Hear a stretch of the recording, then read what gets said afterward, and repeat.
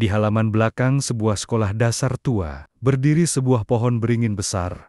Batangnya tebal, akarnya menjuntai ke tanah, dan dahan-dahannya menaungi hampir seluruh lapangan belakang. Bagi warga sekitar, pohon itu bukan sekadar pohon. Ia adalah penjaga, dan sekaligus penelan. Sebelum kita lanjut ke cerita, kisah nyata saya di sini, ingin tahu kalian dari mana saja? Jangan lupa like, komen, dan subscribe, agar tidak ketinggalan video terbaru dari channel Langkah Gaib. Kejadian itu terjadi lebih dari 10 tahun lalu. Seorang siswa kelas 5, bernama Arif, menghilang tanpa jejak saat jam istirahat. Terakhir kali terlihat, ia sedang duduk di akar pohon beringin itu, menunduk sambil memainkan tanah. Ketika bel masuk berbunyi, Arif tidak kembali ke kelas. Guru-guru mengira dia sedang ke toilet.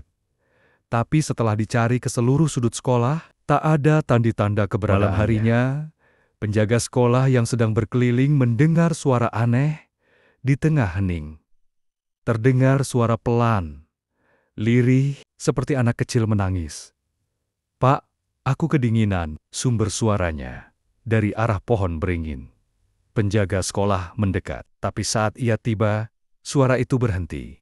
Hanya angin malam yang berhembus membuat daun-daun bergetar. Keesokan harinya, guru-guru memanggil warga dan polisi.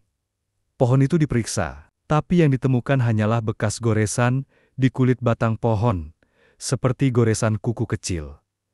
Orang-orang mulai berbisik, mengaitkan hilangnya Arif dengan cerita lama, bahwa pohon itu mengambil satu nyawa setiap beberapa tahun, sebagai tumbal bagi penunggunya. 3 bulan setelah kejadian, seorang murid perempuan mengaku mendengar suara yang sama ketika sedang piket sore.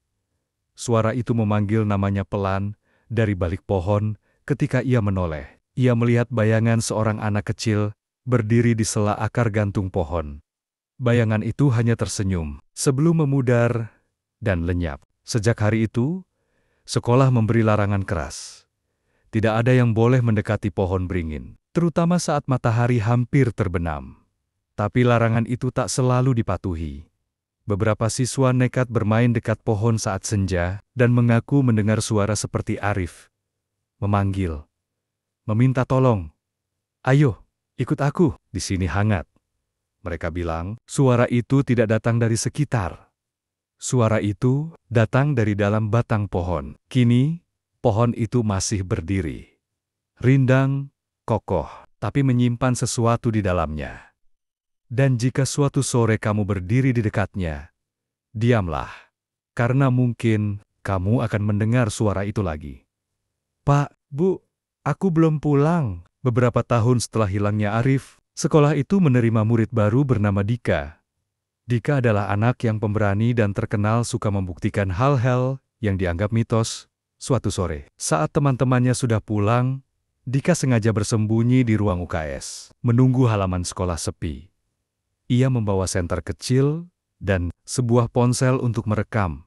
Targetnya jelas, mendekati pohon beringin dan membuktikan kalau cerita itu cuma dongeng. Ketika jarum jam menunjukkan pukul 5 sore, langit mulai berwarna oranye dan bayangan pohon beringin terlihat semakin panjang dan gelap.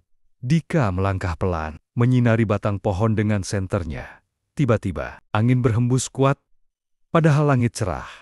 Daun-daun berdesir keras, dan di antara suara itu, terdengar lagi bisikan lirih. "Dik, ayo main di sini." Dika terdiam. Itu jelas suara anak kecil. Tapi anehnya, suara itu terdengar seperti tepat di dalam telinganya. Dengan tangan bergetar, ia menyorotkan senter ke sela-sela akar gantung.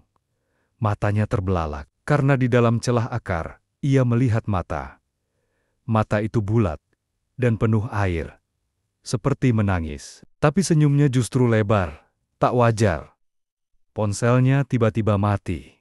Angin bertiup semakin kencang, dan akar gantung itu bergerak, perlahan melingkari kakinya, seperti ingin menariknya masuk. Beruntung, seorang guru olahraga yang kebetulan lewat memanggil namanya dengan keras.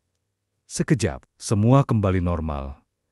Akar itu diam, suara hilang, dan Dika segera berlari menjauh. Sejak hari itu, Dika tak pernah lagi berani mendekati pohon itu.